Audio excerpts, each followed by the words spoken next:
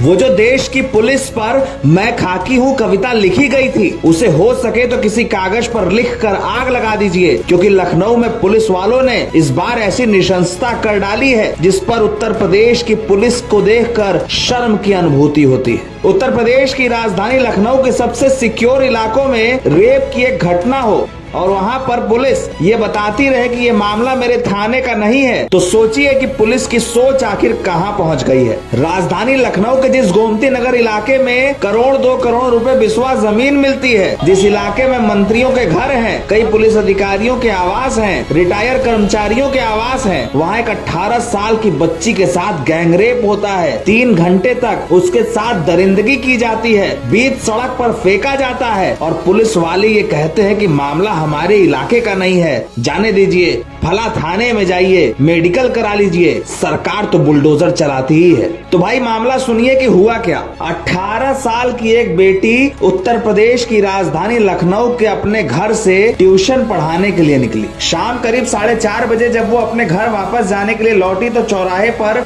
एक ऑटो वाला उसे मिला जिससे घर वापस जाना था। ऑटो में चालक के अलावा एक और युवक था। छात्रा का कहना है कि ऑटो चालक ने उसका ऑटो शहीद पथ की ओर मोड़ दिया। जब उसने टोका तो ऑटो चालक ने कहा कि वो सवारी बैठाने के लिए यहाँ जा रहा है। इसी बीच गाड़ी में बैठे दूसरे शख्स ने छात्रा का मुंह दबा दिया और उससे जबरदस्ती करने लगा। छात्रा इसका विरोध करने लगी तो इस युवक ने छात्रा के सिर पर किसी भारी चीज से वार किया। छात्रा बेसुध हो गई और इसके बाद शहीद पथ के फिनिक्स पलोसियो मॉल के पीछे जंगली इलाके में ले जाकर उससे दरिंदगी की गई। करीब 3 घंटे तक इस छात्रा के साथ हैवानियत हुई और इसके बाद लखनऊ के सबसे पॉश हुसैड़िया चौराहे पर इस छात्रा को लाकर फेंक दिया गया। बेसुध और खून से लथपथ छात्रा को देखकर लखनऊ के हर शख्स का मन पसीज गया। सबको लगा कि हे ईश्वर, इस बच्ची के साथ क्या हो गया है। आम आदमी की संवेदनाएं टूट गईं। लखनऊ में जहां बुलडोजर का खौफ दिखाकर ताली पीटी जाती है, वहां पर एक बच्ची के साथ जो हुआ वो शर्मनाक था पूरी सरकार के लिए, ये बताने के लिए कि तुम्हारी फाइलों में जो मौसम गुलाबी है उसके आंकड़े झूठे हैं, किताबी।